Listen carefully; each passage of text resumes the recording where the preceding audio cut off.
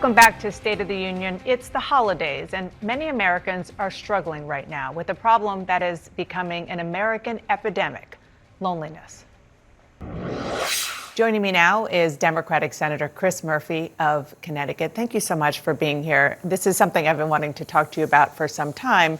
We are in the holiday season, and there's all kinds of joy around, which can make people who are already feeling lonely even more lonely. You think that there is a real problem, an epidemic, with this concept of loneliness and isolation in the country. You say that there is a, quote, real spiritual sickness in the U.S. What do you mean by that? Well, I think you see it playing out in all sorts of different ways. Last year, we had more suicides in the United States than in any year in our lifetime, rising rates of violence, more people, taking withdrawal drugs and overdosing, right? It feels like people are having a hard time finding purpose and meaning than ever before. And part of the reason for that is that a lot more people are lonely and feeling alone.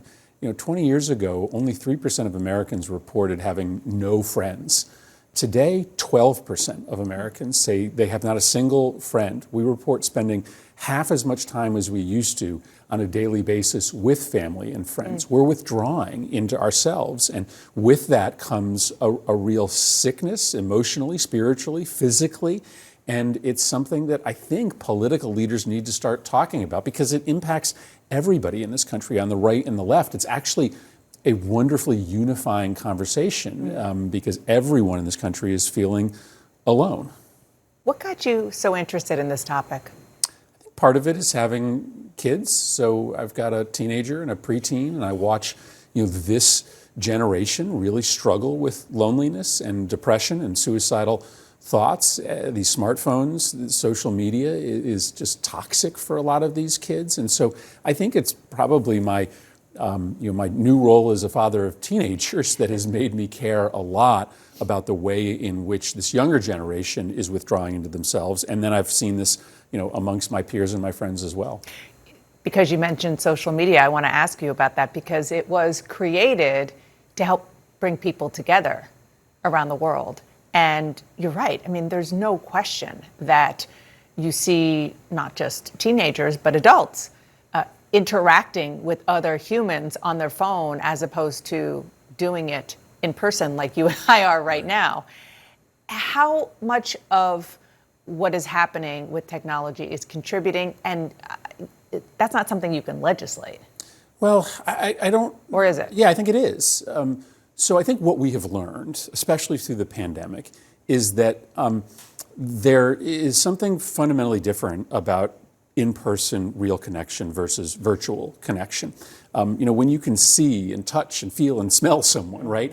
It sort of creates a flow of endorphins that is different than texting them or seeing them on Zoom. And I think we thought that we could replace in-person connection with virtual connection. And it turns out that doesn't make us as happy or as fulfilled.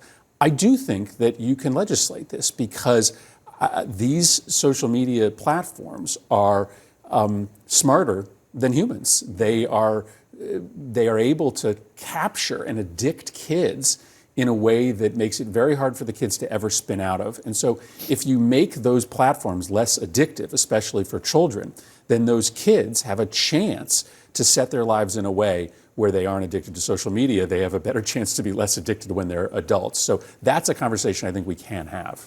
How receptive are social media companies to this? I mean, it seems to be pretty hard to get them to do anything that maybe would potentially not benefit their bottom line, but could benefit society and human beings. The social media companies absolutely are determined to protect their addictive technology. Their entire business model is centered around trying to get us to look at our phones 6 to 8 hours a day. They make less money if we are talking to each other rather than looking at our phones.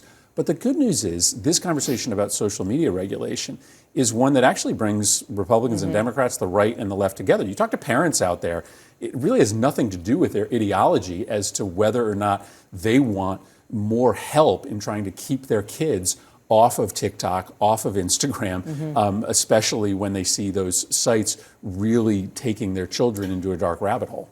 To what extent do you think that the crisis of loneliness is being driven by a sense among many Americans, I would even say most Americans, that the country's politics, its institutions are broken and getting worse, and government dysfunction, partisan divisions are causing all kinds of problems? How much does that play into the sense of loneliness that people feel?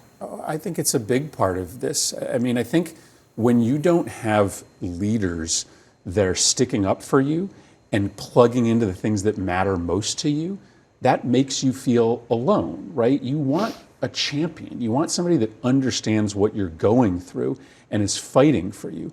That's why I think we have to talk about the emotional state of America, because that's a way for political leaders to directly plug in to the actual things that people are feeling. And so when we just sort of talk about the price of healthcare, right, or the unemployment rate, like that isn't directly connected to the spiritual and emotional state of the country in a way a conversation about loneliness or purpose or meaning would be. I know that those are topics that feel very unfamiliar and distant to political leadership, but it actually, I think, would scratch the American public where they itch and make them feel less alone if they thought political leaders were actually talking about the way that they feel. You know, it's funny that you said that, because as you're talking, I'm thinking, what a breath of fresh air to hear an elected official whose job it is to make sure that the data is in the right place on economics and everything else for the American people, and to try to legislate to make it better, but to talk about something that is sort of intangible.